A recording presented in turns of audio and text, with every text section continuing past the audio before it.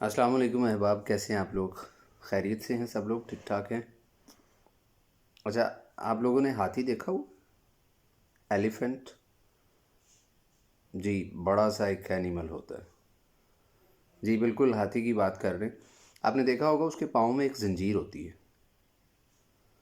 اور اس زنجیر کی وجہ سے وہ دائیں بائیں حرکت نہیں کر سکتا، زیادہ آگے نہیں جا سکتا. اس کی ایک رینج ہوتی ہے.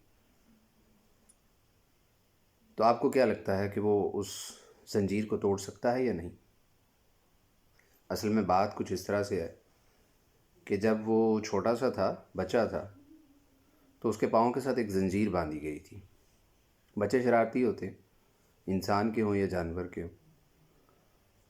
تو وہ زنجیر اس نے بچپن میں توڑنے کی کوشش کی ہوگی، لیکن اس سے ٹوٹی نہیں. اس کا نتیجہ کیا ہوا؟ اس کے ذہن میں ایک خیال بیٹھ گیا کہ وہ اس کو توڑ نہیں سکتا، اور پھر وہ بڑا ہو گیا. آج بھی وہ اسی خیال سے بندھا ہوا ہے اور اس زنجیر کو توڑ نہیں سکتا. ہم سب کسی نہ کسی خیال سے بندھے ہوتے ہیں. ہم پر بہت ساری مشکلات آتی ہیں، پریشانیاں آتی ہیں، اور ہمیں لگتا ہے کہ ہم ایسا نہیں کر سکتے، ہم اس مشکل سے نہیں نکل سکتے.